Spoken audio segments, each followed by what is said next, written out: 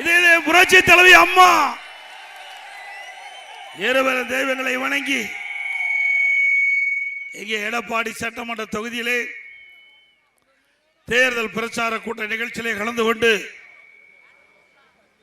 எனக்காக வாக்கு சேகரித்த பாட்டாளி மக்கள் கட்சியினுடைய தலைவர், முன்னாள் மத்திய அமைச்சர், மாநிலவை உறுப்பினர், மதிப்புக்கும் மரியாதைக்கும் உரிய சகோதரர் டாக்டர் அன்புமணி ராமதாஸ் அவர்களே, நிகழ்ச்சியிலே பங்கு பெற்றுகின்ற அண்ணன் செம்மலை அவர்களே மற்றும் கழகத்தினுடைய நிர்வாகிகளே, கூட்டணி கட்சி சேர்ந்த நிர்வாகிகளே, தொண்டர்களே, பெரியோர்களே, தாய்மார்களே, கழக உடன்பிறப்புகளே, பத்திரிகையாளர்களே, ஊடகங்களே, அனைவருக்கும் என்னுடைய முதற்கண் நன்றி கலந்த வணக்கம்.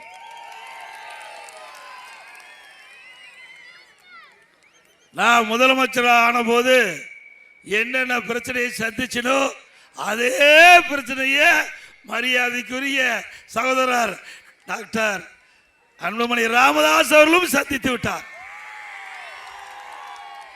இரண்டு பேரும் பிரச்சனையை சந்தித்து தான் உங்களை வந்து நாங்கள் சந்திக்கிறோம். அவ்வளவு பிரச்சனை. எங்களுக்கும் திராவிட முன்னேற்ற கழகம் எப்படியாவது அதிமுக உடைக்க வேண்டும், அதிமுக சிதறடிக்க வேண்டும், அதற்காக பல அவதாரம் எடுத்தாங்க.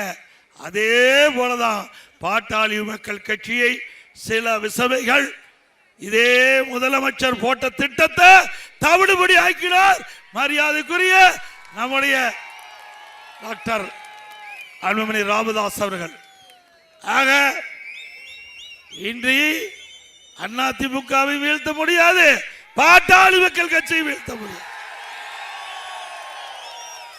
ஸ்டாலினுடைய எண்ணமெல்லாம் நிராசையாகிவிட்டது. அவர் கண்ட கனவு ஒண்ணு, நடந்தது ஒண்ணு. திரு ஸ்டாலின் அவர்களே, உங்களுடைய ஆட்சியை முடிவு கட்டுகின்ற தேர்தல், வருகின்ற சட்டமன்ற பொது தேர்தல், முடிவு கட்டுவீங்களா?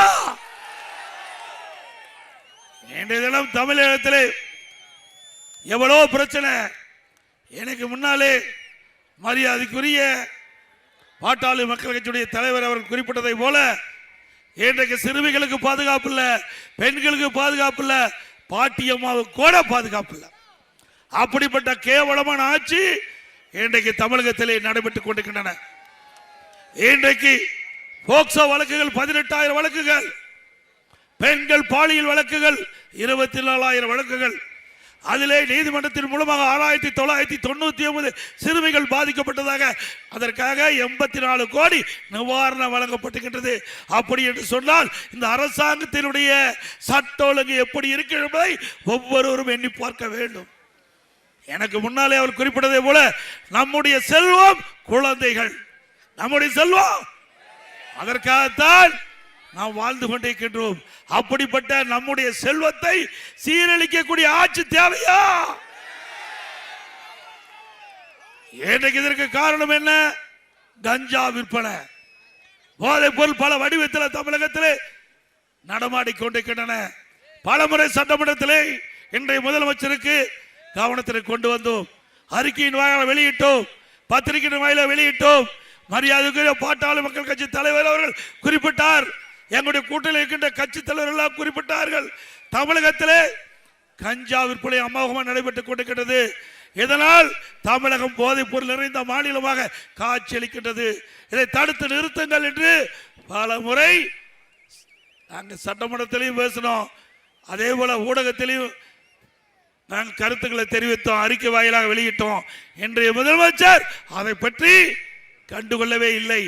ஏன் என்று சொன்னால் இந்த கஞ்சா விற்பனைக்கு துணை நிற்கின்றவர்கள் திராவிட முன்னேற்ற கழகத்தை சேர்ந்த நிர்வாகிகள். அதனாலதான் இந்த கஞ்சா ஒழிக்க முடியல. ஏன் ஒரு அரசாங்கம் நினைச்சா ஒழிக்க முடியாதா?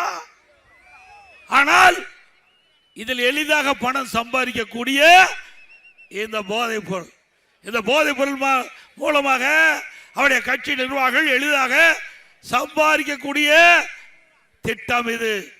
ஆக இந்த அரசாங்கம் இருக்கின்ற வரை போதைப் பொருளை ஒழிக்க முடியாது.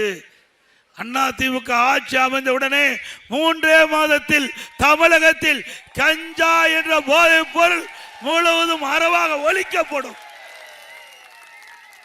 போதைப் பொருள் இல்லாத மாநிலமாக தமிழகம் உருவாக்கப்படும். பெண்கள் பாதுகாக்கப்படுவார்கள், சிறுமிகள் பாதுகாப்பு. அதேபோல ஒட்டுமொத்த தமிழ்நாட்டு மக்களுக்கும் இன்றைக்கு பாதுகாப்பு இல்லாத சூழ்நிலை. இந்த போதை ஆசாமியால் இன்றைக்கு நாங்குநேரி அங்க சாலையில் நடந்துட்டு போயிட்டு இருக்காங்க.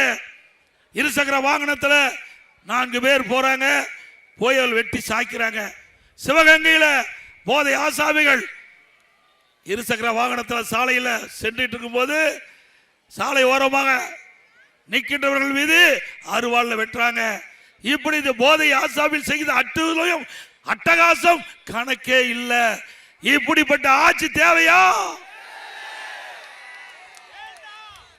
ஆனா இதை பற்றி எல்லாம் முதலமைச்சர் கவலை இல்லை. இன்றைக்கு தன்னுடைய மகன் துணை முதலமைச்சர், தன்னுடைய மகன் மீண்டும் தமிழகத்திலே உயர்ந்த இடத்திற்கு அமர்த்தப்பட வேண்டும் என்ற எண்ணத்தின் அடிப்படையில் தான் இன்றைய முதலமைச்சர் செயல்பட்டுக் கொண்டிருக்கின்றார். ஆக இன்றைக்கு தமிழ்நாட்டு மக்களுக்கு ஏற்படுகின்ற கஷ்டம், நஷ்டம், துன்பம், துயரம் அதை பற்றி கவலைப்படாத முதலமைச்சர் இன்றைய முதலமைச்சர் ஸ்டாலின் அவர்கள். எனக்கு முன்னாலே பாட்டாளி மக்கள் கட்சி தலைவர் குறிப்பிட்டதை போல விவசாயி சாதாரண வேலை அல்ல, கடினமான பணி. இரவென்றும் பகலென்றும் பாராம மழையும் வெயிலையும் பொருட்படுத்தாம ரத்தத்தை உயிர்வாக மண்ணிலே சிந்து உழைத்து இந்த நாட்டிற்கு உணவளிக்கின்றவர் விவசாயி. அந்த விவசாயிக்கு இந்த அரசாங்கத்தில் என்ன நன்மை கிடைச்சது? ஏதாவது கிடைச்சதா?